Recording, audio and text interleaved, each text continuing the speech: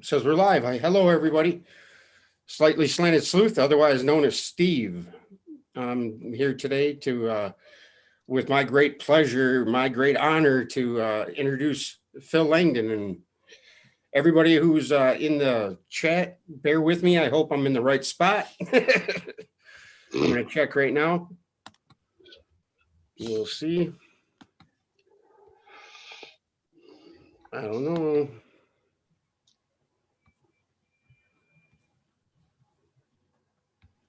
Nope, of course not. Of course not. So everybody, I'm sure somebody will post it. Sorry, folks. But yeah, I'm not very up to speed on the new live stream syncs. So, but anyway. Today we're going to talk about Revelations and what that means and what Revelations is all about of the Bible, because a lot of people misunderstand it as a literal end of the world scenario or whatever, apocalyptic thing, apocalyptic in the sense that, there's no coming back from it. But, maybe there isn't any coming back from it, right, Phil? In a sense. Man, it's a massive subject, and it's quite a serious one because it contains a lot of profound information you won't find anywhere else necessarily. Not like that anyway. It's a unique book. It's completely unique.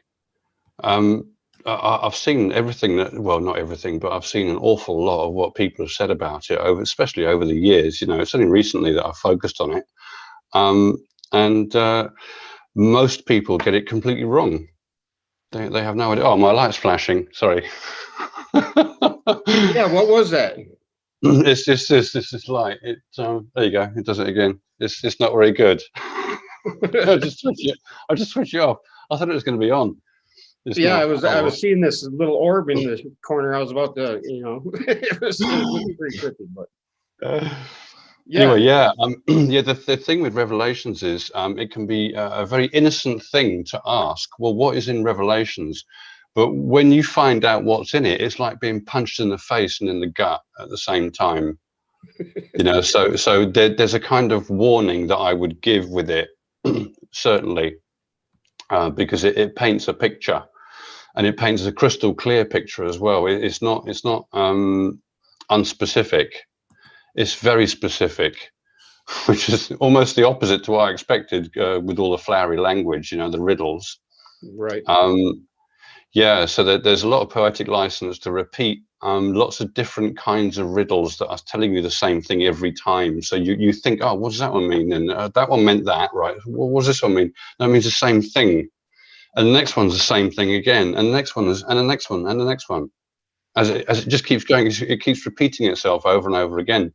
And yet, while it does that, it paints this grand picture of reality from start to finish. It actually does that. The whole Bible kind of repeats itself over and over and over again, right? On certain subjects or the certain topic, in a sense, right? Yeah. There seems to be, when you look back at the biblical, the kind of stories you find in the Bible and compare them to Gnostic texts, you find that the stories tend to go around in a spiral like that. And they keep repeating similar things or the same things. Yeah, but every time they do that, they open out the spiral and you learn more and more. So by the time you get to the end of the story, you've got an awful lot of things associated with the same subject or in that particular ballpark. Every book has its own ballpark, its own focus. Like the Gospel of Judas will focus on the dual nature of the light and pretend that it's two different people having various conversations. The conversations give away the true nature of what's contained in the text. But then when you come to Revelations, you find it's focused on ascension, creation. That's it. That's where it's focused, because that's where it's at in terms of reality. It expresses that over and over again in loads of different ways. And one of them is the four horsemen. There's a lot to say about the four horsemen, but you may have noticed that the first three are the colors of ascension. Mm-hmm. They're white, red, and black. Those are the three colors of the world of creation, as it's called, the abyss where the light lives. And then the fourth horse is pale, which is a reference to the pallor of skin when you're dead, in the sense that the fourth horse represents death. And why is that? Well, what comes after Ascension, characterized by the three horses that are white, red, and black, is the creation of the universe, which is a physical manifestation, which is considered to be a dead thing in comparison to the eternity of spirit. So it's transient, therefore it's fundamentally dead. It's doomed, like the Titanic. The valley of shadow of death, where we're at. Yeah, the universe is actually doomed. Yeah. Yeah, right. It's doomed. Yeah. That's confirmed by Revelations. I find Revelations to be extremely powerful and authoritative, and it's told me things that I haven't thought of for the last 6 years. I wrote these things down, you see, in the first year after my own illumination, and I didn't quite believe what I'd written down myself, because it was based on the idea of finding the center of the infinite and, you know, the squaring the circle principle. And once you fixate on that, you realize there's nothing else. That there is no. A lot of the New Age people I find, in general, talk about potentials. They don't recognize the Son of God. They think that they have various ideas on what happens to you after you die. You know. There's just this variety of opinions that is completely wiped out by this book. Mm-hmm. And if I had to characterize its nature, I would go to the Egyptian Book of the Dead and show you the Hall of Judgment scene, because that is the core of Revelations right there.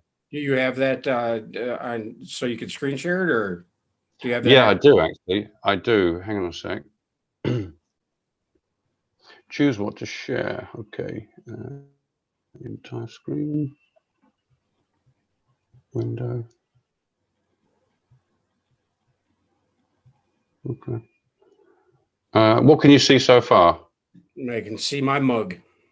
Oh, right. You're sharing the screen. Hang on, let me try and work this out. So, if I drop it, can you see my startup screen?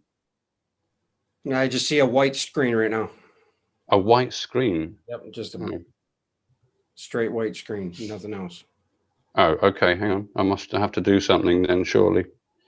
If you open the picture in the background, or before you go to screen share, it'll show up in your menu prompt there when you go to hit. Right. Okay. Okie dokie. I'm just going to open a picture and test it. Okay, got this. Where have you gone?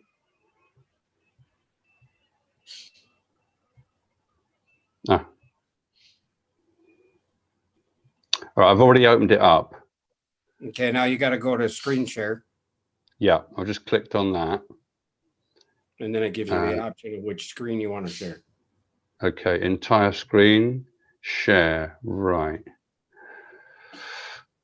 How are we? Hang on. I just seen your desktop for a second. Oh, did you? Oh, hang on. That was weird. There. Why is it not showing that? I see a green and orange ribbon. There you go. Oh, okay, okay. Graphics. Can you see my graphics? Yep. Oh, cool. Okay. You can see what I'm doing? Yep, everything. Yep. Okay, you can see the four horsemen? Yes, sir. Ah, there you go. Right, okay. So, what was it I was going to show you, actually? I just pulled them up for... You were going to show me the Egyptian Book of the Dead. Oh, yeah. Yeah, of course. Here it is.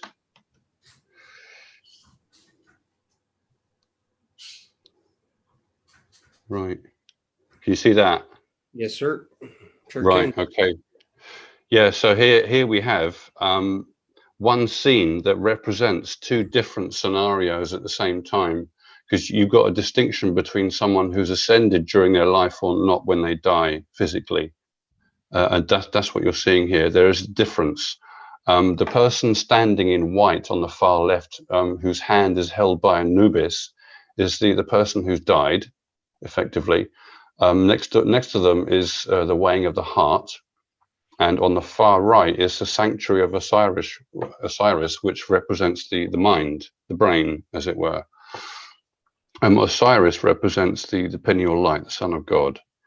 And you can see the same guy dressed in white being presented to the Son of God by Horus, in the sense that the Son of God is there for those who ascend, in the sense that Horus is actually showing this man where his new home is as a god. Supposedly, these books of the dead were drawn to make out that the person who's died is a god.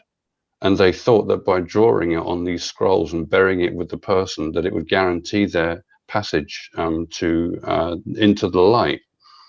Because Sort of by like the showing you, generic version of the Christianity type understanding too, isn't it? yeah, it obviously filters into Christianity. Yeah, it's throughout Christianity. This concept throughout the Bible, you'll find this as well. The severity of if you make it or not. There's only those two. There's no in betweens. There's no umming and ahhing. Do you see what I mean? It's definitive. It's definite. You can't avoid it. You can't fool your way into heaven. You know. Right. Excuse me. So really, what you see here on the left is a person who's died, and normally what would happen is, can you see my cursor, the little arrow? Yes, sir.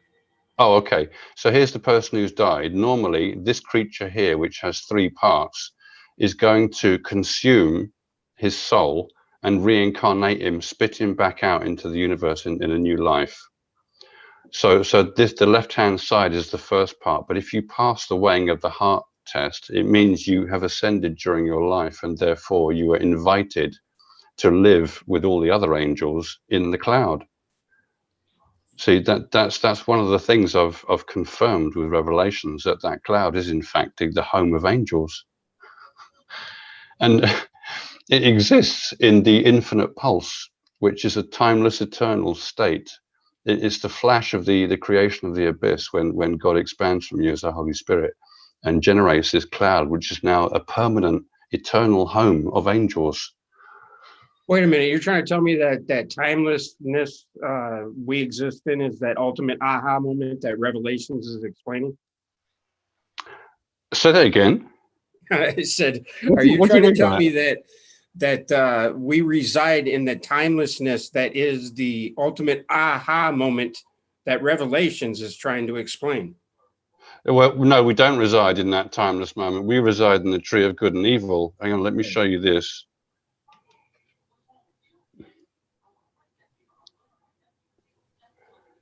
All right, can you see that? Yes, sir. Right, so there's the universe on the right expanding. The current time is considered to be this outer portion here. Mm-hmm. So there's the origin, as it were. And it is the tree of good and evil. It's a construct, a physical construct from the archetype of the tree of life, which is supposed to be the blueprint of all things. And then when we go on, hang on a sec, we find, I'll show you the result. I think it's near the top, actually. Just real quick, Menza's got a question. Why is Osiris green in that image?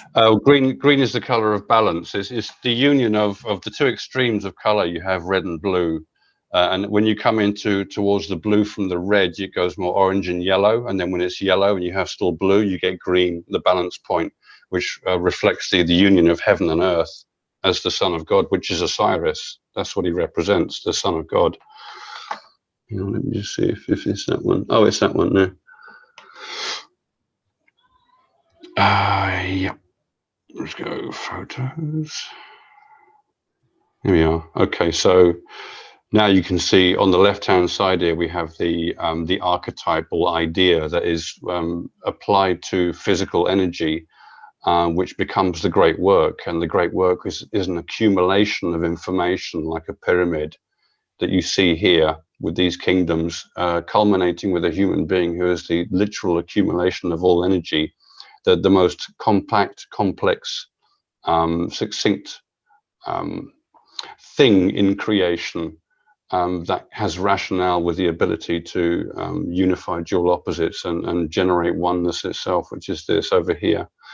And when that happens, of course, their chakras light up, which is an issue in Revelations, because it kind of recognizes Kundalini yoga to some extent. But when people say, when the alternative communities say it's only about Kundalini yoga, that's not quite correct.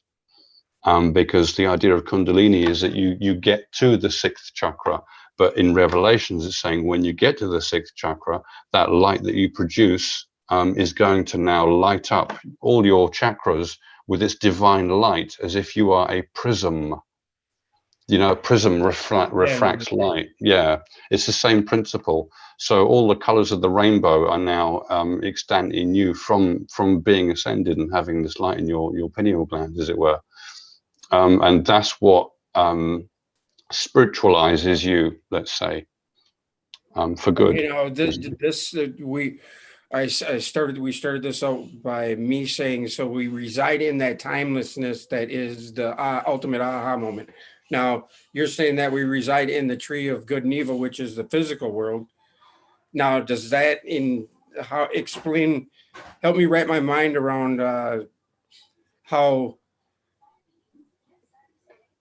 you know what I mean? The correlation between the timelessness or the aha moment, and what's the division there? I mean, you know what I mean? Is it that exact issue that causes the light, or you know that enables the both? You know what I mean? I don't even know how to articulate my question. That's how goofy I feel. What are you trying to focus on? You're trying to focus on the cause of ascension? No, the means by which it is the cause. Yeah, I guess so. Yeah.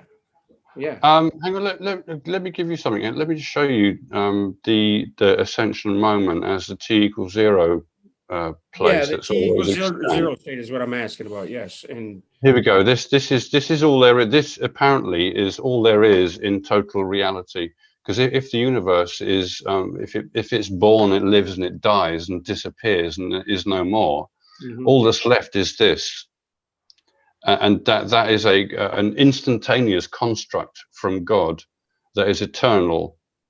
So you see, when we leave the physical nature of the universe in our own personal ascension, this now becomes our home, which is an eternal sort of flash between. It's like a moment between two moments in time. It's almost like that. Spark gap in a Tesla spark gap, right? I mean, or the spark gap where the sparks between it. But I mean, is this like the seed to seed of the Bible? I mean, is that too elementary for me to even say that, or the seed of the Bible? No, the seed to seed. You know, the seed to seed of the Bible. You know, from seed to seed. You know, like the yeah. I know what you mean. Yeah, it is. It's the alpha and the omega. So it's the initial and the product seed, of the cosmos. That's what the cosmos produces, and then it in turn produces the cosmos. Yeah, as a chicken and egg cycle idea. Trying to wrap my head around how the tree of good and evil, or our physical existence, resides within the timelessness that is of zero dimension, and that's where the whole block is, I guess. You know what I mean? I see. Okay, so what you're really asking is, how come are you a singularity as we speak? Well, funnily enough, I get the impression, Gabriel's horn again. Yeah, if you think about that, when you're born into physical life, you're at the fat end of the horn. Imagine your spirit is like Gabriel's horn. And what you have to do is squash your spirit down into a singular point so that it can expand into the infinite. See, so the great work really is about making yourself a singularity. That's basically what it is. That's what building your pyramid is all about, because you end up getting back to the one, right? Yeah, because you're building to a singular point. That's right. You're building. You're trying to create the eye of a needle. You go through the eye of a needle. That expression. That's right. So it's kind of like in life, your spirit or your soul is basically spread out as your physical body. But the more you inculcate your mind into thinking about higher things and wanting to understand greater things, it's as if you're accumulating a higher form of energy in yourself in a way. And it shrinks your soul, we could say. And the closer you get, the smaller your soul gets until it becomes a tiny point. And then you expand. Because once you hit singular nature is everything from a singularity all the way to an infinite expanse. So you'll experience all of that instantaneously, timelessly, because that's its nature. Did you see the new PBS episode about how, I don't know if it was PBS or not, but today there was a video put out by some channel that how black holes reflect the universe. You get close enough and see them. And that's what you just reminded me. Really? Right. Yeah, that if you look at the tree of life, it goes down and it's constructive physically, and then it becomes constructive internally. So it's an external construction first and an internal construction. And the point at which those transit in universal terms is what we refer to as black holes. Because Yeah. you can get to a black hole in 4 stages of energy mechanics. That's all, from scratch, from start, from just a normal position of a piece of energy. Yeah. I've said that before, isn't it? It's position, velocity, acceleration, and torsion is the natural form of braking. It's like a braking system, or a control. It's really more about controlling energy flow, really.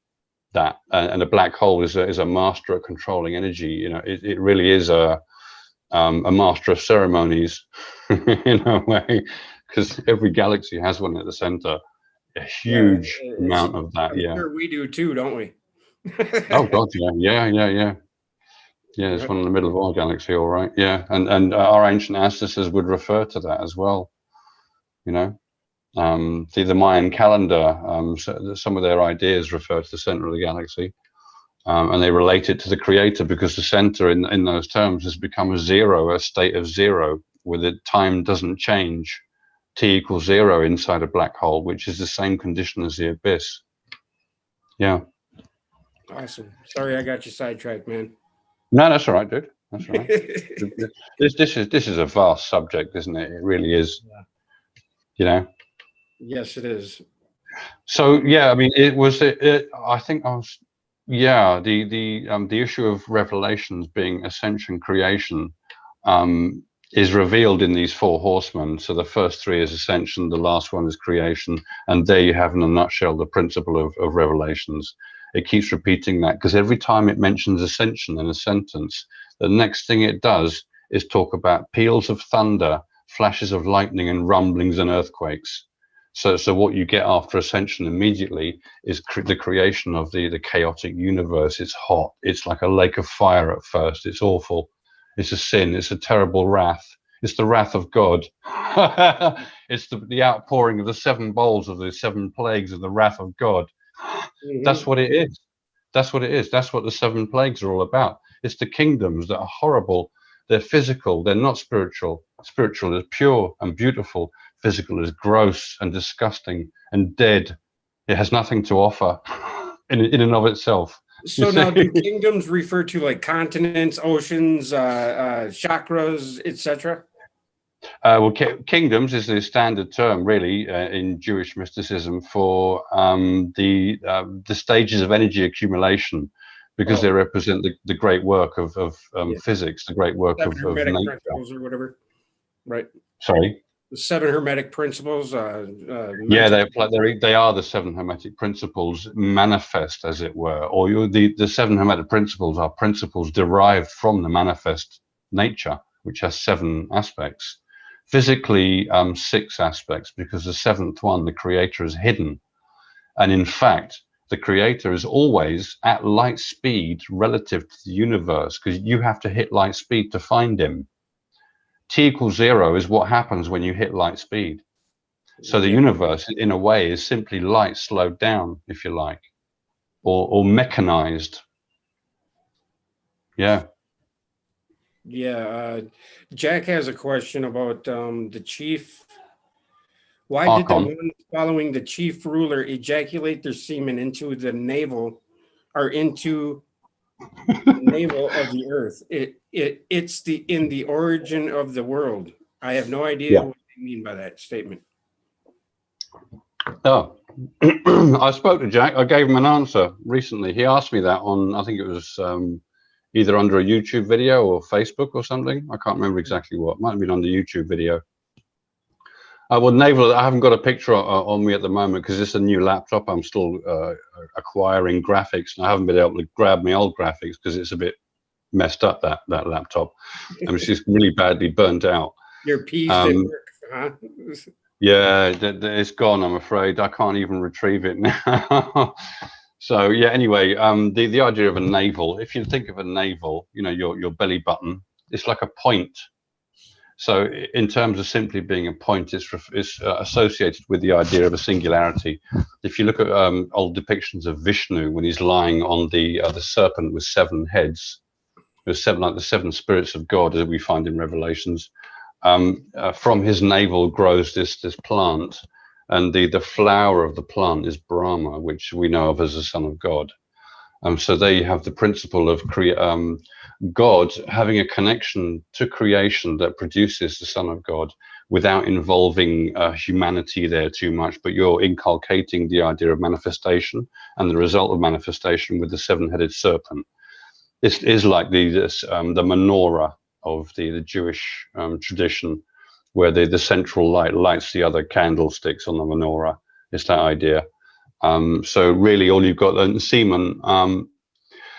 So if you think of the creator, he's got 2 arms coming out, and at the end of his right hand is the point from which the universe is going to expand. But of course, the entire singularity that he's in feels the nature of that, whatever it is, some kind of energetic signature. In fact, in my opinion, it's simply the appearance of the light in that condition that produces it fills the abyss with light. Let's say, when you're in it, you're in a frozen moment where nothing's changing and nothing is going to be created, because it's as if time has been stopped for you while you study the cloud until you leave. And the moment you leave, then, you know, the idea is that the universe is generated. So in my opinion, still and know thyself statement comes from? No, that's a very different thing. Oh, sorry. Yeah, that's right. It's a very different thing. Jack was asking about semen, you see. So yeah. So one of the traditions in ancient Egypt was a pharaoh would go literally physically to the Nile and masturbate into the Nile, as if he is Atum, the creator god, who is said to masturbate into his own hand to produce the first 2 gods, Shu and Tefnut. Well, that's all metaphor for the literal fact that the creator, in generating the universe, is basically ejaculating. Is compared to an ejaculation as well. See, and it's the navel of the world. The location of the creator is the center of all things. It's axis mundi, so it's the navel of the world, so to speak, as well. That's another expression for the center. The Great Pyramid is too, right? That's where the what? The Great Pyramid, it's in the center of the Earth's landmass, right? Yeah, that's right. It represents exactly the same principle, in fact, on Earth, the Great Pyramid, being at the center of the world's land masses. That's right. Yeah. So you have the idea of ejaculation with the creator. He's at the center of all things. He's grown from the navel of God, as it were, or from a bindu, a singularity. He lives in a singularity. He is the singularity of the universe. And he's a seed in that sense of the tree of good and evil. Yeah. That is going to be uprooted. Right. That was the one question I had about Revelations, but we'll save that for then, because it's probably past where you want to talk about. So go on with the description of the 4 horsemen and, the red. I'm when you said the red, white, and black, I right away popped in my head. Is that why the Bulls were so successful as basketball players? What's that? Because their uniform is black, white, and red? Black, white, and white. Yep. Right. I was just I haven't mentioned before that somebody on YouTube actually left a comment under my first Revelations video recently, pointing out a Victorian author. I don't know whether you're familiar, but a lot of people in Victorian times became very interested in psychic, spiritual phenomena and ancient Egypt, because especially in 1922, I think it was, when Howard Carter found Tutankhamun. Yeah, everyone went crazy over that. But there was great interest in that sort of thing from before anyway. And a lot of Victorian writers were trying to get their heads around religious text like Revelations. And this guy, I can't remember his name, he wrote a book called The Apocalypse Unsealed. And I've got it. I found it online and downloaded it. And it's classic mysteries talk. He gets quite a lot of Revelations right, but he also misses a lot of the point of it. And he doesn't, because it's intellectual, intellectuals don't recognize when certain things are being said because they haven't got the experiential reference to connect with the text. So they don't realize that the deeper meaning of that piece of text is actually this, when really they're talking about it in sort of mystical terms instead, that you can't really get a hold of, you know. When people talk about the four elements, for instance, they never really tell you why they're doing that. You know, so you're left thinking, why are you talking about four elements? Well, what exactly are you trying to tell me? Well, when you talk about four elements, you're automatically talking about the fifth, because the fifth is the four unified. So if you're talking about the four at the same time, you're saying that they are unified, and you're basically saying this is the fifth element, which is the light. He is the fifth element. So instead of thinking about four separate things that have certain characteristics, what you should be realizing is just look over there at that cloud. That's what it's talking about. And another example of that is the four living creatures. I found it fascinating, decoding the specific nature of every time they're mentioned. They give away what they are. But if you don't know about the cloud and what's going on with it, what shape it has, how it's made, what la-di-da, all that sort of thing, you're never going to get it. You will never get it. And that's what I find when I look around. I've looked for the last month for anyone who understood the four living creatures. I haven't found a single person, not one. They're so far off, it's bizarre. And all they are literally the four sides of the cloud. That's all. So it's like a way of not pretending, but talking about its physical characteristic in terms of what it does spiritually, because the living creatures are alive, and living nature is spiritual. From those four sides is all those beams. So the sides of the cloud are considered to be alive with living spiritual water. See, the four creatures, if you look at depictions of Yahweh coming in the clouds, there are four creatures in the corners of the pictures usually, and they are the face of a man, an ox, which is Taurus, the man is Aquarius, an eagle, which is Aquila, and we have Leo, the lion, and there you have the four elements. That's what they represent. Aquila is not a normal zodiac sign. And there's a really interesting interplay there, because Aquarius, the man, is actually an air sign. And yet, in this case, he's being used to represent the element water, because he's the man who carries a pitcher full of water and he pours it out. That's Aquarius, right? So it's an air sign, yeah, but you can also associate him with water metaphysically. And that's what's happening with these four creatures, in the sense that Aquila, the eagle, now is going to represent the air element. Yes, it relates to Scorpio. The cuneiform, right? Enlil was Sorry? the air, and Enki was the water, right? Yeah, I can't remember. I haven't even gone into Babylon recently, dude. I can't even remember. I wouldn't want to say anything just off the top of my head. Sorry, dude. No, that's okay. But yeah, what I'm saying is you're being shown four creatures to say this is the fifth element in the middle. It's not. So people's attention is drawn to the four creatures, and they're thinking, what is that? What's going on? Or it's just to say it's the fifth element here in the middle of them. That's all. See, and they're doing it in a slightly different way to a normal zodiac spread. There's more to say about that, obviously, but really the four living creatures are full of eyes, and the eyes are the beams from the cloud.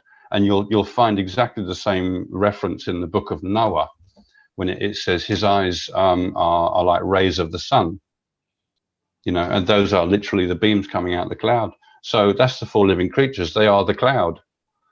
And the same thing, I need to share my screen with you to show you the 24 elders, because that's one of the most interesting things in Revelations. Everybody's looking for who or what the 24 elders really are, as if they're so significant, when really all you're being shown there or told there is philosophic geometry.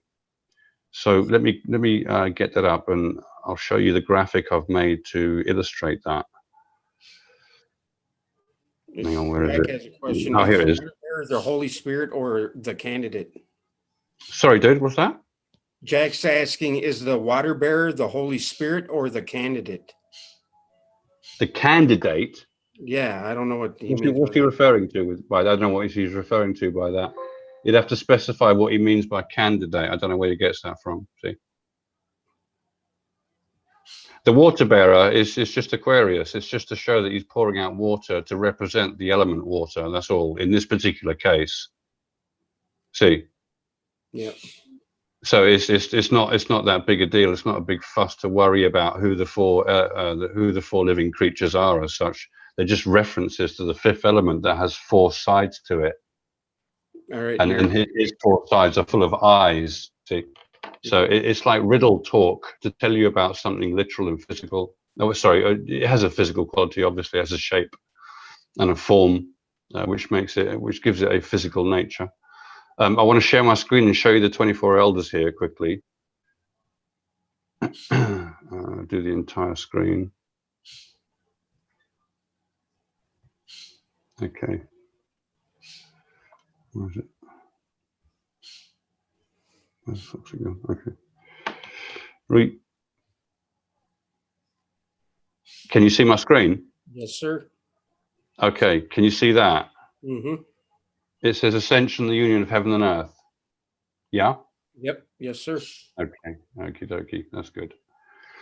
Right. So here we have the issue of the 24 elders. And what you're looking at is the nature of metaphysics up here. The three aspects of spirit with the Son of God. If we triangulate and isolate the Son of God in that triangle, we have the Ptah-hotep concept of the blueprint of the universe. And down here we have the manifest version of that as a human being that has is made from four elements, has four elements in its structure and character, in the sense that we're made from solids and liquids. We breathe gas and we radiate heat. So the four elements applied to a human being physically are these aspects. When you apply it to the psyche, we're talking about emotions, physical senses, the intellect, and what's the fourth one? Emotions, intellect, physical senses. Intuition, thank you. Yeah, which is the black triangle in the middle, effectively, that we see here. That's a spiritual quality, intuition, as opposed to the more physical aspects of emotion, intellect, and the physical senses. And they correspond to these colors, yellow, red, and blue, which are the associate colors of physical manifest universe. Basically, the whole universe is considered to be of these colors in this sense, because we have here basically like an association with the four elements in an application, you know, because the four elements are an archetype that you can apply in various ways. That's why they often talk about the four elements to reference the archetypal idea. You need to be in the zone of archetype if you want to get to this sort of these principles and ideas, you know. So if we have the union of spirit and energy, which is really the union of heaven and earth, these two triangles become interlocked as a Star of David, symbolically. You can see that they're representatives of physical, actual things. Sorry, this one is a spiritual representation. This is a representative of what is physical down here. And when they unify, We can fold these up into tetrahedra, both of these, and unify them and end up with the Merkaba, which is a real issue for people because they end up assuming, in the simplicity of not appreciating the depth of philosophic geometry, and that it's only an allegory, people end up thinking that the Merkaba is a real shape of energy that exists in your head or around your body. I've seen people actually describing this is what the energy field around your body looks like. It looks like a Merkaba. I think that's utter nonsense. It's complete nonsense because the 24 elders, in fact, being the union of heaven and earth, as you see, are nothing more than the cloud itself. So the cloud is the 24 elders, and they're simply being highlighted as the union of the two aspects of metaphysics and physics. When they unify in the human being, a cloud is produced, and that is the 24 elders. So there is no Merkaba means light, spirit, body. I think that's the translation of that. It's a reference to the cloud. So the 24 elders are the same thing as the four living creatures. The living creatures are just references to the four sides of the 24 elders, who are the cloud. You see, right. So all that searching that people are doing is basically a waste of time. All they need to do is recognize that the only true reality there is that cloud in that t=0 state that will last forever. That is forever. It will never disappear, it will never go, but the universe will disappear. So which one's more important? See, that it automatically shows you and tells you that angelic nature is far more important than pursuing transient, useless physical things. Doesn't mean you shouldn't live in a normal way, but it just means the idea, the overarching idea of your life should be towards your own ascension, to become an angel, because that is why you're here in the first place. If you ignore that, the Creator is just going to throw you back in because you just wasted your time and his. Because you're a manifestation of the Creator while you're physical as well. He made you to complete his great work in his little game called the universe. And if you don't do that, he's not going to be very happy with you. But that's just a figure of speech. Mm-hmm. Yeah, I was going to make sure you make clear on what you're trying to get at there, because yeah, it's just a figure of speech. The Creator is not a person you can talk to or relate to as such. It's just a manifesting principle. See, that's all. Yeah, well, you made me realize that when you said Jesus is like a bag of peas. Do you worship a bag of peas? Right. That's what he means. Right. I'm sure that'll offend a lot of people, but I'm not trying to be offensive. I'm just trying to be practical. Yeah, of course. Yeah, when people are too serious, being too serious, I think, is a sign of not being mentally balanced. Mental balance is a very immediately jovial sort of attitude and nature. You won't have any trouble laughing at things, but people who are serious have problems laughing at things, like that film, The Name of the Rose. Have you seen that with Sean Connery and Christian Slater? No. Oh my word. The whole film is about monks who were dying in this monastery and nobody knows why. Nobody knew why. And Sean Connery was a sort of monk detective with his sidekick, Christian Slater. and he goes in to find out. It was set in the 14th century or something. And they go to find out why these monks are dropping dead. And it turns out the chief monk of the monastery put poison on the turning part of the pages of a book that had comedy in it. So he basically didn't want the monks to know joviality and laughter, because he felt that was ungodly and not divine. Oh, wow. So he imposed his will on the other monks, his nonsensical misunderstanding that you have to be deadly serious. Well, I mean, truth is deadly serious in a way, but God has a massive sense of humor as well, and so do you. So you shouldn't forget about yourself. If you've lost your sense of humor, you've lost your sanity, I feel, basically. Well, geez, I guess I'm saying that, because a lot of people think a little over the top goofy, but whatever. I get over it. Yeah, but if somebody says serious,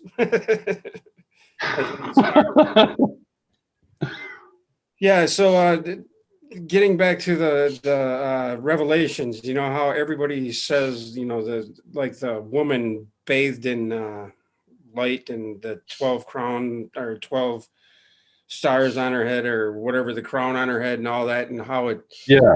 refers to a moment in time where, you know, shit's gonna hit the fan. No, nothing to do with anything like that. Right. No. There's no prophecy in Revelation. There's only one prophecy in Revelations. That's it.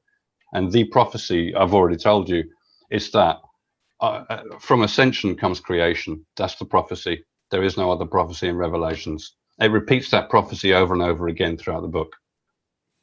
Yeah. That's the purpose of it. It is to explain to you the fact that Ascension is the same thing as it produces a creation of the universe. But only someone who's in that position would realize that, because they know the distinction between spirit and energy. This is very much a part of illumination, that sort of concept and character that you get to know very well, all too well, and you recognize it in these books. They're trying to accentuate it for you. Physical nature is associated with the number 6, whereas spiritual nature is associated with the number 7. And of course, we are the 6th kingdom produced by the 1st kingdom. Therefore, we have to remake that kingdom to turn ourselves from 6 to 7.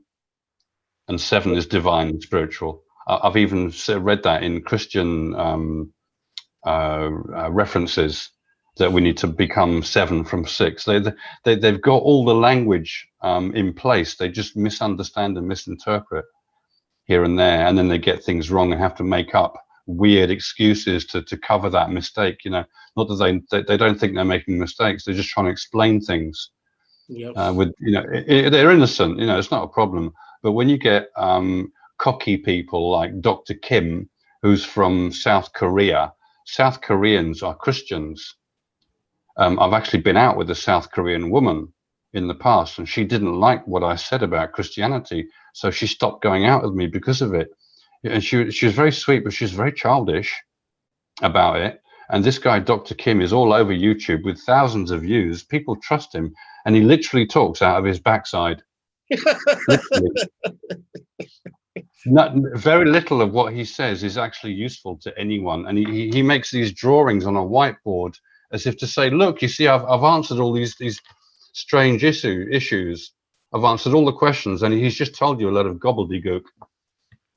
It's just nonsense. There's a whole lot of that going on YouTube and the press about talking out of their backside, or people quite sure of what they're saying is the absolute truth. And all that. That's a classic. And then when you do have some sort of truth and you come out, then everybody thinks you're full of shit like everybody else. Yep. And if they can't relate to it, they just cancel you even before they've listened to you. So you have to rely in that case on word of mouth, and slowly building a recognition that what you're talking about is basically quite real and true. There's something about this information, though, that if you're really seeking the truth, I think it grabs you and you don't even have to look for it. Someone looking for truth. When you're out there just searching, obviously to find it, you look within yourself, correct? But at first you're looking outward, and trying to educate yourself. And really, that idea of looking inward, I find, because when you're young, when you're a kid, you have to learn about the nature of nature first. Right. And your own nature. You find out about your own nature, and then you become somewhat intellectual. A lot of 20-year-olds suddenly become espousers of apparent worldly wisdom. They suddenly think they know it all. Yeah, that's what I mean by looking inward is just contemplation, and What I meant by that is that when you have intellectual thought and you go deep into something like Kabbalah, let's say, then you can start thinking about how your behavior is going to be affected by this knowledge. Yes. So really good knowledge should automatically affect your behavior. Really, it should do. Because you realize, I see, when you realize you've been doing something over and over again for no good reason, and it came from some psychological trauma in the past, and you recognize that, and you heal the trauma, you don't do that thing anymore. It's just automatic. You don't? You see what I mean? Yeah. Wow. So pursuing Yeah, dude, in my mind, pursuing truth automatically takes you to ascension, and the fact that very few people do it shows that they tend to stick with something they think is true, and then become emotionally attached to it, and never look at other things to challenge it. You've got to detach from everything to get to ascension, literally, even your own body in the end, as if it doesn't matter. Do you know what I Right, mean? right, It right. comes like I totally know it what you kind mean. of And yeah, it I kind of goes. said recently that belief slams the door on knowing, right? When you become the Yeah, belief. yeah, that's right. Yeah, if you take it too seriously and feel as though you have to stick to a belief to be something or to be valid in some way, I find that with when a middle-aged person becomes a Christian and they have baptism, they take it very seriously, Mhm. which is fine, no problem at all. But they then think, unfortunately, by reading things like in Revelations, suggesting that Christians are the ones who are going to be the ones in heaven, and everybody else is going to end up in the lake of fire, as they deserve. They deserve it. Yeah, they're no good, so they deserve to be burnt forever. So I beg your pardon. I'm sorry. I thought you were a nice person. you know, why would you wish that on anyone? No doubt, right. I mean, but I By the mean, way, what is the lake of fire? I mean, yeah, you could, right. So a local park to me is called Bushy Park, and next to it is Hampton Court, where Henry VIII used to live. In mhm. Bushy Park, as you enter the first gate in Bushy Park, you're presented with a circular lake, from the middle of which is a pillar, a four-sided pillar with a golden statue of a woman on top. That is a circular lake. That represents the expansion of the universe from Axis Mundi in a local park to me. Nobody knows this, but I know that represents the universe, the expansion of the universe. And it's water. But the world of creation is water and fire, water pertaining to the abyss and fire being the light. So when you talk about fire, a lake of fire, it's Hello? part of the element that refers to creation. So the lake of fire is the initial expansion of the universe. And when someone says, I'm going to throw you in the lake of fire, what they really mean is, I'm going to reincarnate you into the universe. That's Right. all. No one's going to burn. No one's going to burn in hell forever. It's utter nonsense. It's childish nonsense. Some people have near-death experiences where they experience hell for a short time. They think, but it's just a teaching tool. That it's an internal. In your when you're in the abyss yourself and you don't know you're in the abyss, you're going to create all sorts of things from your subconscious. Yeah. There's a lot to say about that, but people invent stuff after they've died. Their scenarios are invented. They don't realize it yet. They're not fully awake. They don't realize that the only reality is the cloud and the t equals zero state. See, so being born in the universe is about being foggy minded and not being crystal clear. But crystal clear is the angelic state in Mhm. comparison. So we're simply becoming more and more awake. Yeah. That's it. You know. And aware of what you're mending your mind to, or whatever. But the what was I gonna Yeah. just? I just had a thought on my mind that I felt pertinent enough to interrupt you with, and now I can't remember. I hate that. I do Was that it all. about the beast? Huh? Was it about the beast? No, no. It was about. Oh, Jesus! Jesus! The lake of fire is just like Jesus walking on water, right? I mean, that's where that whole allegory comes from. Correct? Like the water. Yeah, Jesus walking on water. That's just a way of referencing the cloud in the abyss. Yeah, the Yeah, abyss is water, and the cloud is walking on water. Yeah, yeah, yeah, yeah. Same thing as that's right. the. And yeah, he then steps into the boat, and then moans at everyone for not having the faith. Well, having faith is about finding ascension, reaching ascension. It's not saying you should have the faith that if you're in the ocean on a boat, just step out of the boat onto the water. You'll be able to walk if you believe it. That's not what's being said. That's what people actually think is being said. I mean, for goodness sakes, that's just nonsense. Right. Why would anyone say that? The Son of God, the faith in the Son of God is the idea of recognizing truth and pursuing it. That's all. Yeah, it's got nothing to do with stepping out of boats onto the ocean where you're going to drown in 5 seconds. I'm afraid. I wouldn't do that if I were you. Yeah. Right. And this is why it baffles me so much is to, well, I guess if it was all right in front of you, what would be the point, right? I mean, if it was all obvious, I mean, it wouldn't be a hero's journey, correct? So that, What I can see is the idea of what is ineffable becoming defined to itself, and enjoying that process, and finding joy out of coming out the other side of that process. It really feels like the issue of what would you do with eternity. You know, yeah, what's the most interesting thing to do? What's the best thing you can do with eternity? Well, it seems as though this is it. This is the response. And we've got no one else to blame but ourselves, by the way.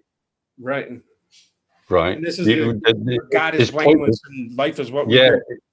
it is absolutely pointless blaming God for anything. Yeah, it's pointless. It's a waste of time. You're basically blaming yourself, Right. effectively. There's no one to blame. That's it. No one to blame.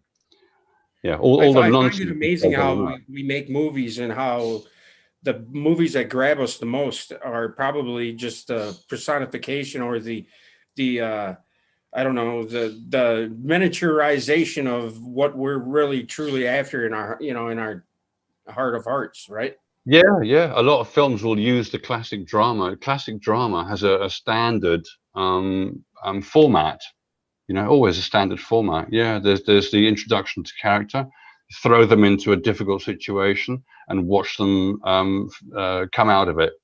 You know, in one piece, as it were. And the Which is ultimate reward at the end, a girl or money yeah, or yeah.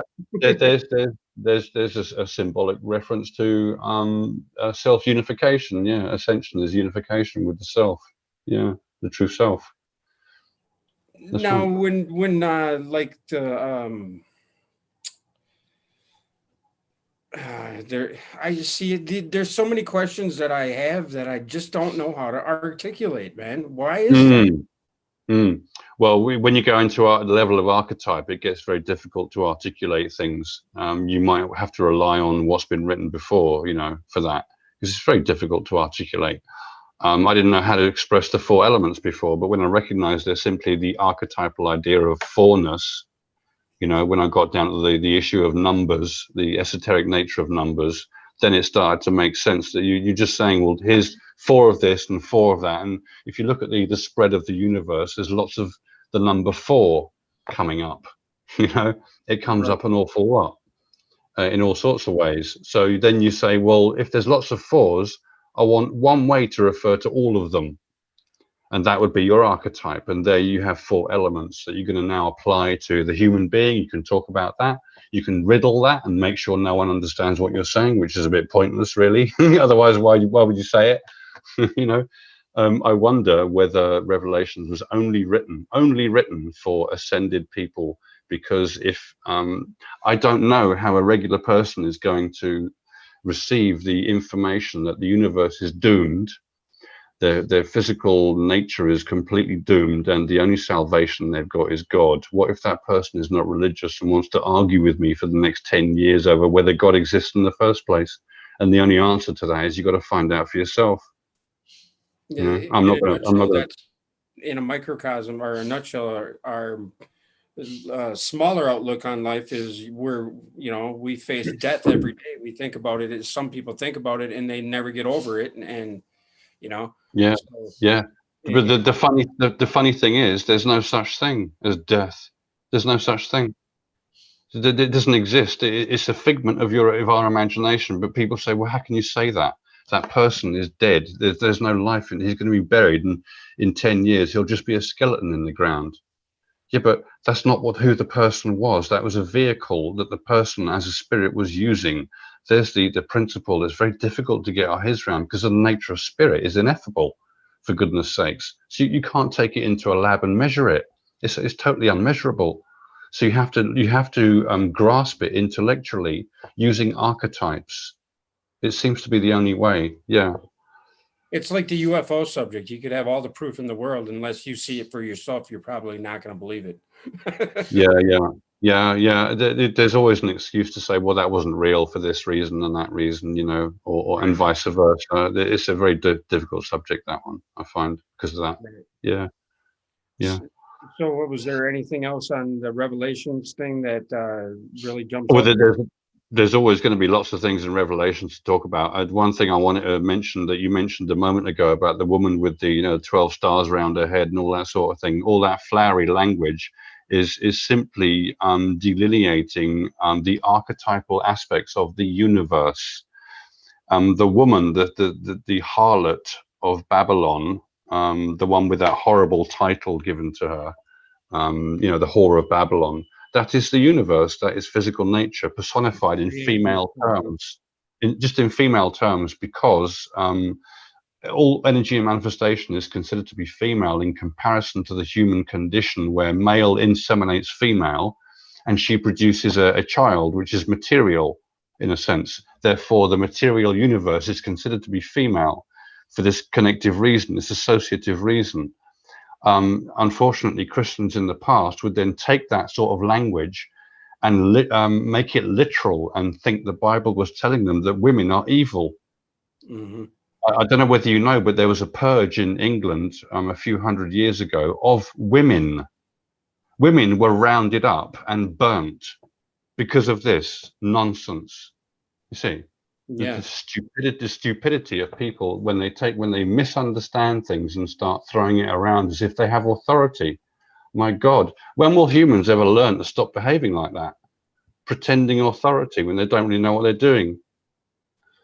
You know, it's I'm just like, learning oh God, myself. No, I'm you kidding. know, But yeah, how I how agree. how can such stupidity be manifest? It just doesn't make sense. There you go. Yeah. So, So it's nothing but physical nature. so does anybody have any questions for Phil? Or oh, I have a question. The sun turning dark like sackcloth, and that whole line in Revelations. What's that all about? Yeah, Revelation 6:14 is that's the opening of the sixth seal, which is literally what happens when you ascend at your sixth chakra. And it literally tells you what happens. There's an earthquake, it says, which is a way of saying there's a great movement around you, which is true. You actually feel like you slip on ice, first That's of when all. you said your brain felt like it slipped on ice, right? Yeah, almost like your brain goes whoosh, like that. That's the sensation you have. Yeah, it's you detaching from your physical body, basically, in that moment. That's the sensation. That's what it signifies. And there's a sort of frozen moment where you see a scroll burst out from your face, which is mentioned in that passage. The heavens recede like a scroll, and it's saying the heavens because it's right in front of you and it takes up most of your scene, basically. And then it says every mountain and island is removed from its place, because that's true. You fly up in Ascension, everything's pitch black, it's all gone. And you fly at basically light speed, which is where time stops. T equals 0 at light speed, and that's what we're talking about here. Yeah, the other side of light speed is what we're talking about.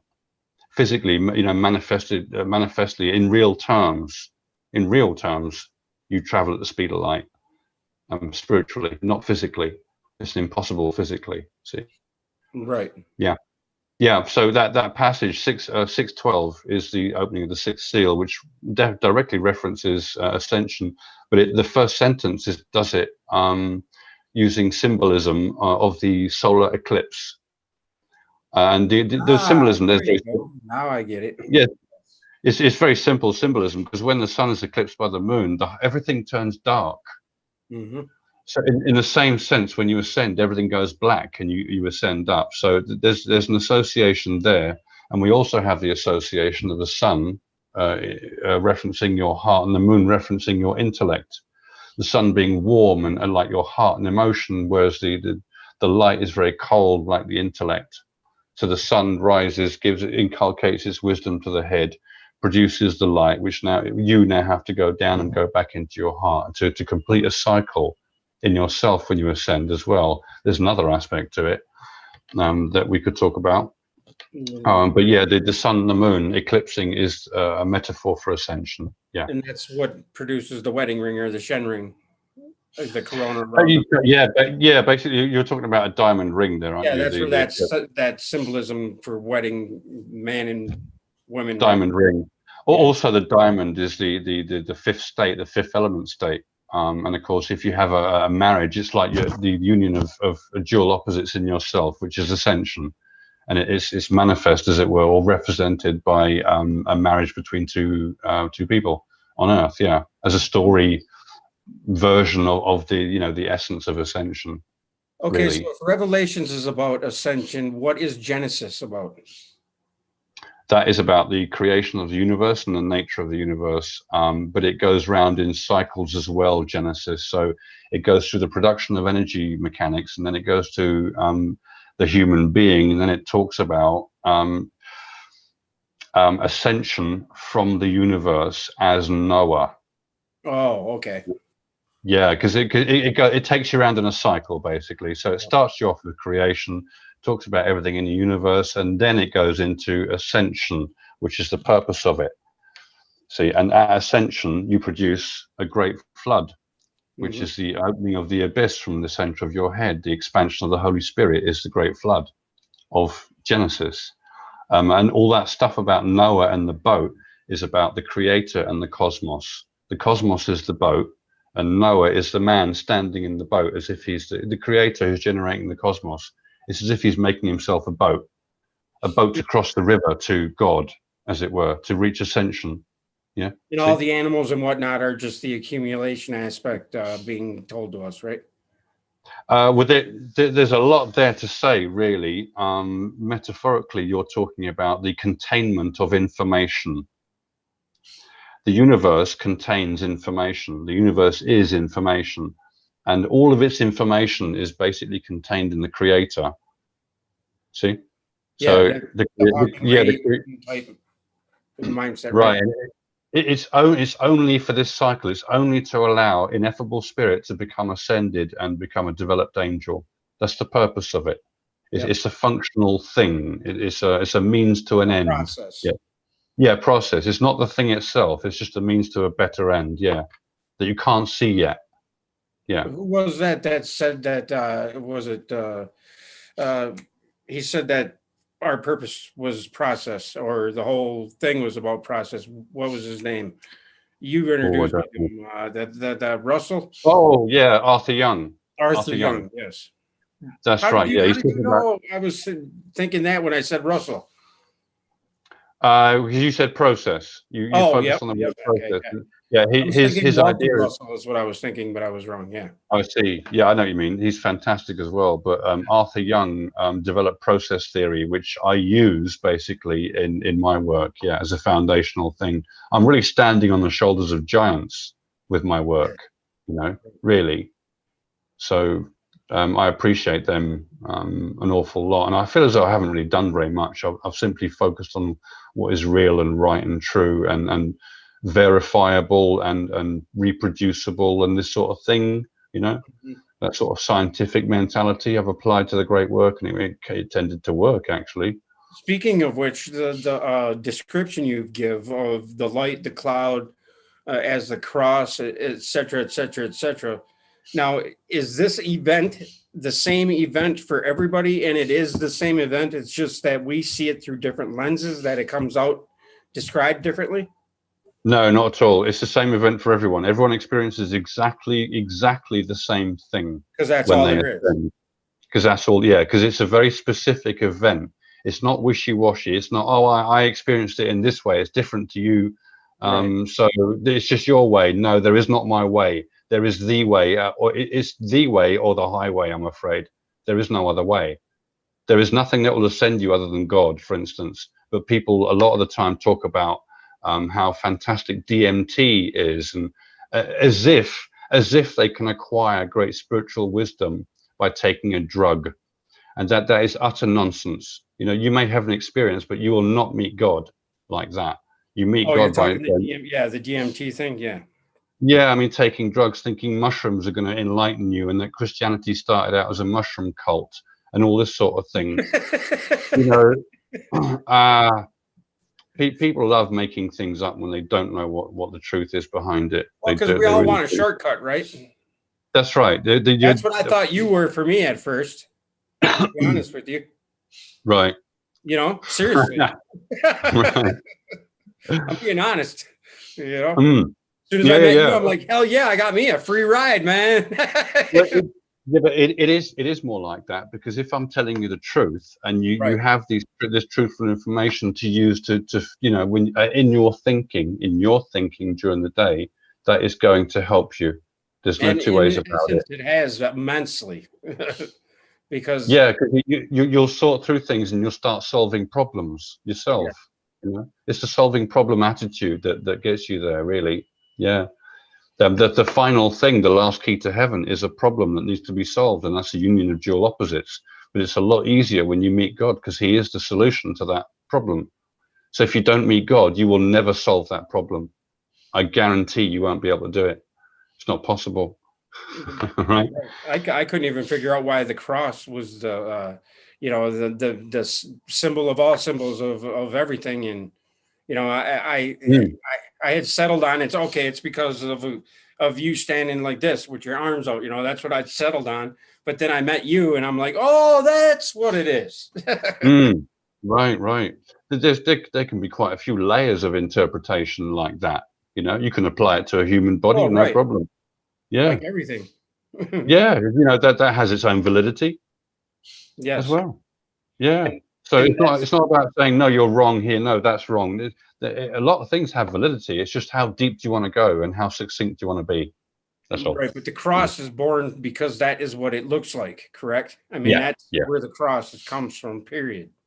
That's right. It is the creator. Yeah. Yeah. Literally.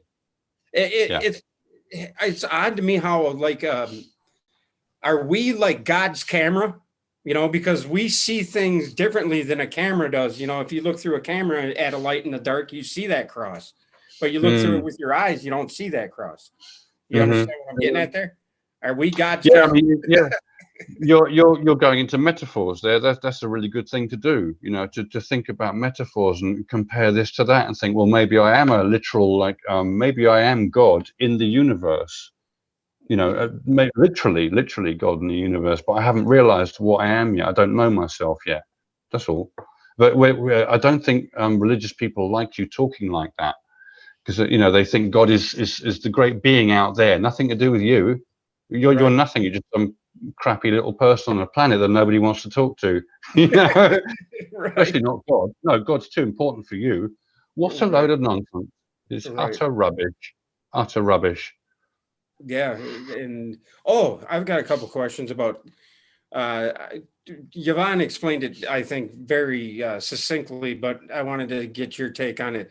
The fear of the Lord, is that fear of the process, the fear of the process to the Lord, or you know what I mean by that? That Yeah, sounds I know what you're trying to say. To me, whenever anyone says fear God and fear the Lord, what they're really saying is show respect and have respect for reality. Just respect. You just think to yourself what is really real, and just have some respect for that. Because if you're a twat, you're going to go around just laughing things off all the time, and you're literally a fool. Up Mhm. to you if you want to be like that, no problem. I'm not going to say anything. A fool is a fool. What can you say? And what can you do? You can't force people to do things. You can't force them to think a certain way. You can just express yourself and hope they listen. That's all. That's all you got. I mean, You there's know? really not much you can do for anybody on their path if they're not willing or ready for the information anyway. Correct? Yeah, right. So trying to force somebody to fear God is not really correct. It's basically what you're really trying to say is I'd appreciate it if you would show some respect as well for this subject or this idea, that kind of thing. Fearing God is about having respect, in my mind, yeah, for reality and taking it seriously, fundamentally, not being silly about it, as it were. Yeah, Right. Um, yeah. So you've explained this in the past, but explain the water into wine thing. What of John Yeah, I think with so. the Gospel of John, water and wine. When they're at the wedding. Water and wine. Yeah, that's one way of talking about it. In fact, in Revelations, very quickly, there's a really interesting reference to that. That is at the end of the black horse. We have a statement that says a quart of wheat and 3 quarts of barley, and something about oil and wine. It's the same. It's the same thing. A quart of wheat and 3/4 barley is a statement of metaphysics, because you've got three aspects of spirit, which is 3/4, and you've got the fourth, which is the Son of God. So there are four. So they're all quarters, and one of them is wisdom, and that's the wheat. That's the quart. 1/4 of the metaphysics is wisdom, and the other three are power, associated with power, because they're spirit, and spirit is where real power is. And then he talks about oil and wine. And oil is the stuff that goes up your spine, you know, the three channels up your spine, yada, yada. There's a lot to say about that. That's a whole subject in itself. But as it goes up to, and inculcates into your pineal gland, then it becomes wine when you ascend. And it's the best wine. And wine is red in this sense. It's not white wine we're talking about. We are talking about red wine as an allegory for blood.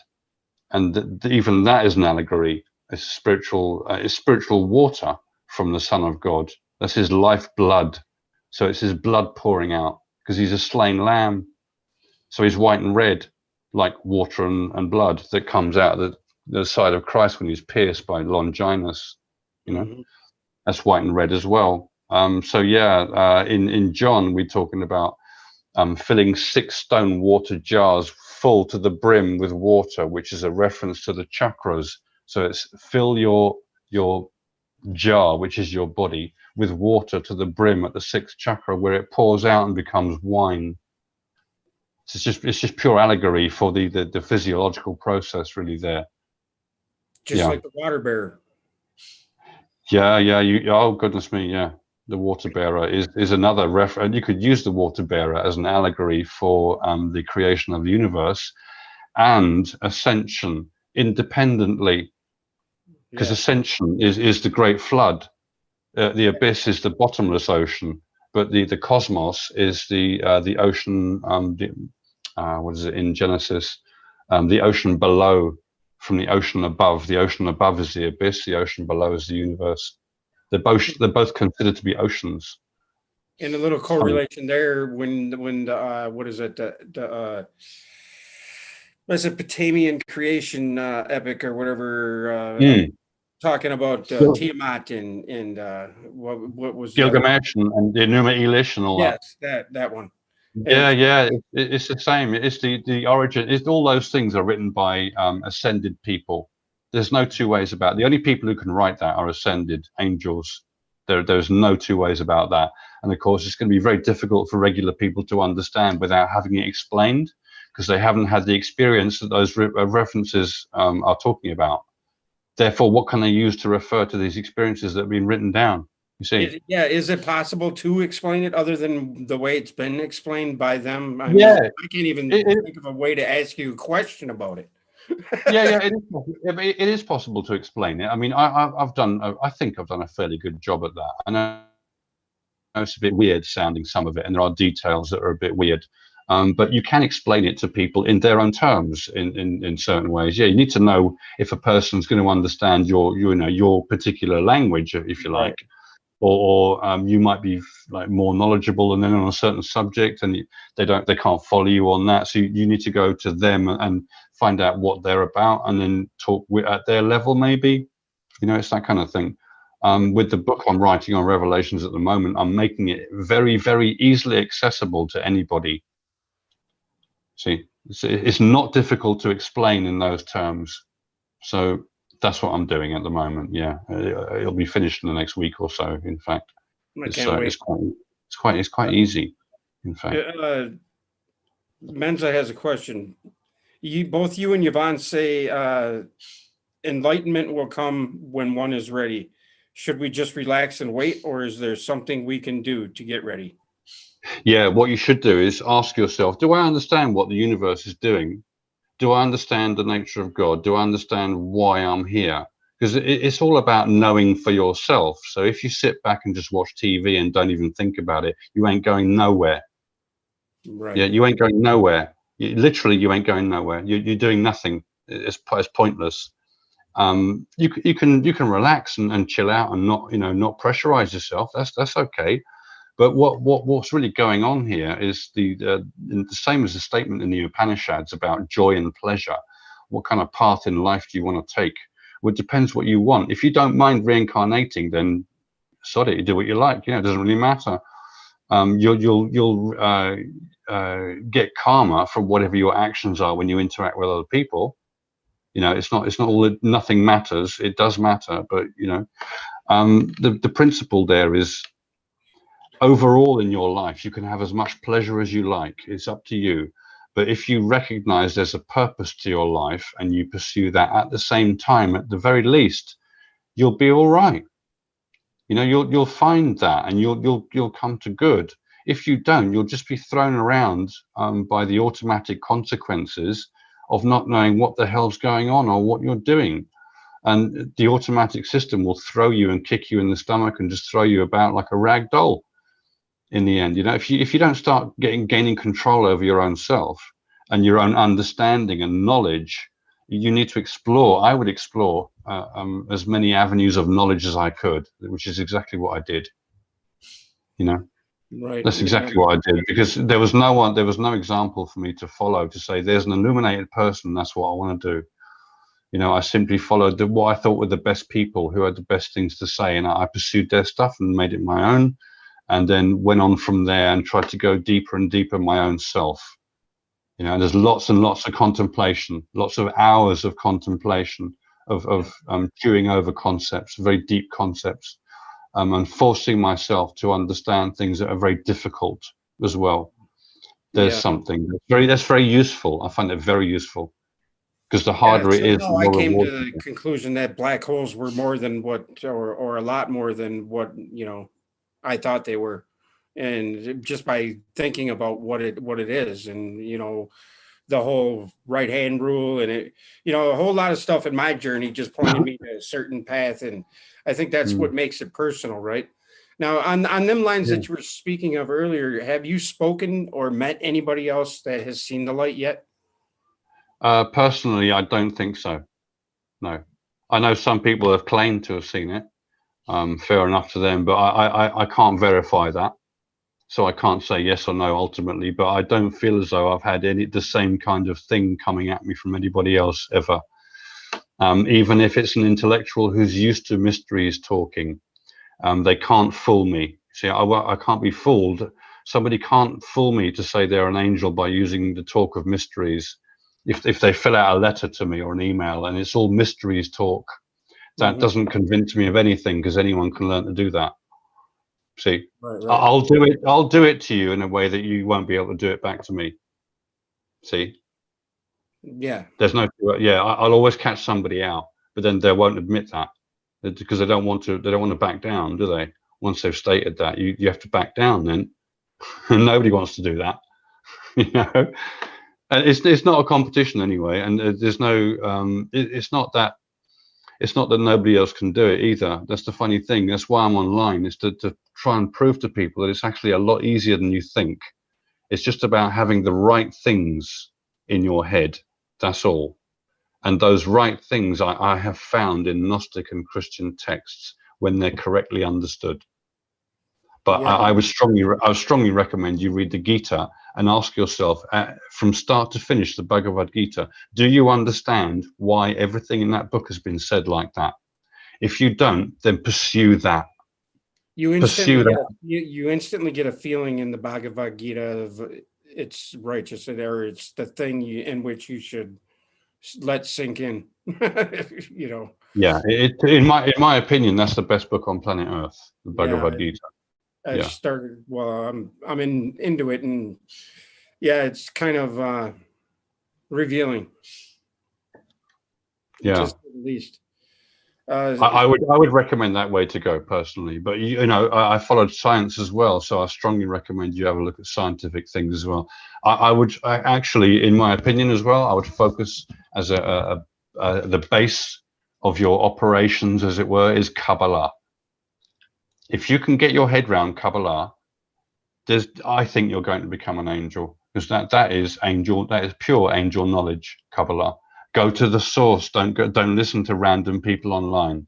Random people online may not know what they're talking about. Be very careful with that. I would. right. There are standard sources for Kabbalah that you can look at. Yeah. Yeah. somebody says Jesus is the architect, the cornerstone, and obviously we know, yeah, because Jesus is the creator. Yeah, his physical nature is the creator. Yeah, his spiritual nature outlives that. Yeah, when the universe is gone, there's a secret in Revelations that I didn't really want to talk about. See, I don't like talking about that because it takes an awful lot of time to explain why and how. To cover all the other ideas that people might have about the universe, for instance, multiverses and all this sort of thing is completely unnecessary because the universe only has one purpose. There's no need for multiverses then, and God economizes. But people say, well, yeah, but if God is infinite, he can make an infinite number of universes, can't he? Really? Well, what would be the purpose of that then? Explain to me the purpose of that. That doesn't make any sense at all. One universe is enough. That's what people don't seem to get. And well, it's that. right there in the word tells you what it is. Right, and Revelations confirms to me that there is only one universe, and once it's over, that's it. Even though we've seen Roger Penrose talking about the cyclic nature of the repeating universe, let me let you into a little secret. Being an angel, that principle is applicable only in the sense that each individual who ascends finds themselves at the start of the I was cosmos. just going to say that it would come back to us being the progenitor of the right. Right. So, and furthermore, when you're an angel, you have control and power over the sense of going into the cosmos at any particular time. Oh, that's what you call a cosmic gardener. Yeah. So you deconstruct. You're in a place of deconstructing time, or being in control of what goes on. The cosmos, in a sense, in terms of angels, in a sense, always exists because the availability of going into it is always there. Do you understand what I'm trying to say there? In other words, that we are outside the cosmos and therefore have control over how we enter it and how we come back out of it from then on. While you're alive in this lifetime, you mean, or afterwards? No, I'm talking about being a cosmic gardener. I'm talking Yeah. about being an angel that has physically left the universe, Yeah. and is now in that position. Yeah, there's a lot of things to say about that that people When have you're free of the cycles. no clue about. Not a clue. Yeah, not even the first inkling. Yeah. So there's a lot of powerful information in Revelations that I feel a little bit wary about talking about. It even talks about black holes in Revelations that nobody knows about. Yeah, you blew my mind when you talked about that. When you posted that. It's actually there, and that it's there because energy mechanics is very easy to fathom in the archetype, at the level of archetype. See, that's what we deal with, the level of archetype. And once you deal with that, you have an overview of pretty much everything there is. Yeah, and you realize that the universe is really a practice. It's a practice zone. Like when you're in life, incarnations, you're a kid on a bike with training wheels. See, so and when you become an angel, they take the training wheels off, and now you can cycle wherever you want. Angels are free. Yeah. Nice. Dude, I have to stop because I have to get I some was just going to say, hey, man, that was a good I'm up. That's right. I'm up early in the morning. Yeah, I don't want to freak you guys out too much with all this stuff. To be honest. You're not freaking me out, brother. I'm just glad to talk to you, man. We need to connect on Facebook Messenger or something so we can communicate a little more. Because I miss yeah. But don't forget, my laptop has been in a bad way for an awful lot of time, an awful long time, like quite a few months now, and I haven't been able to do a lot of things I wanted to do on it at all, really. Yeah, right. Now I've got this little thing, I can do everything. I'm all right again. Awesome. So yeah. Awesome. So, make sure you meet up with Jack and say hey, because he's over there now. He's on your side. Okay. Well, he needs to get in touch with me and organize that because I've got some time. I've got plenty of time now. My shifts are normal again and all that sort of thing. So yeah, thanks. Thank you for your time. It's a pleasure, as usual. I really appreciate it, and I'll post your links for your books and everything in the video after it processes and goes back up, and I'll edit it in. Thanks, man. I appreciate that. That's really kind. Because some of the best reading I've ever done. But yeah, thank you, you, Phil, and thanks everybody for joining us. And yeah, thank you. I totally appreciate it, every one of you. Okay. Yeah, man. I better go, dude. All right, bro. Take it easy. Yeah. Have a good day, man. Yeah. You too, bud. Bye. Look after yourself. Take care, everyone. Bye-bye. Bye. Hello. So yeah, everybody, I just wanted to say, hey, thanks for joining us. Menza, Imaginary Universe, Michelle Cannon, Free Canaan, Cayman, 830. Thoughts explode into lights, many lights, yes. 6119, 6119. Thus the sun dies on the cross. Your love of music, let's all chip in and get Phil a new laptop. Yeah, thank you, Menza, for putting his channel link up there. I appreciate it. And his books are in my chat. Like I said, I'll put he's got two books out right now that are, one's Ascension and one is Blueprint of the Gods.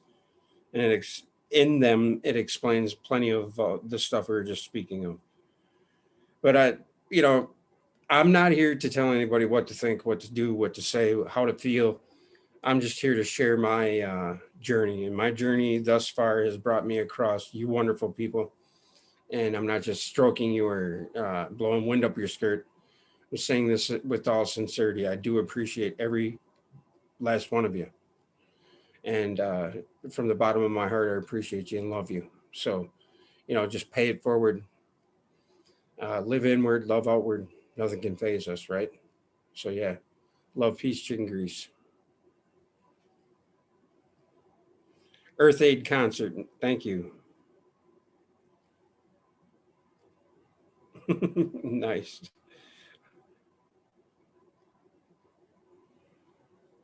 DSM is not just a magazine, it's an entire network of survivalists.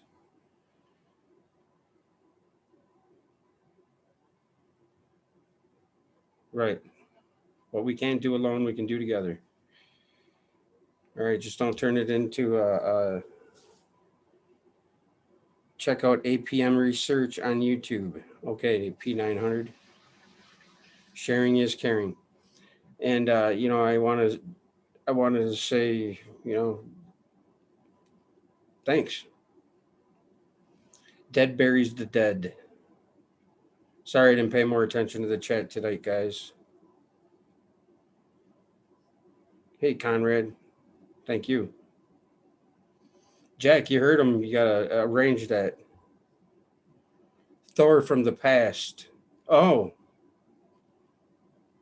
Kabbalax.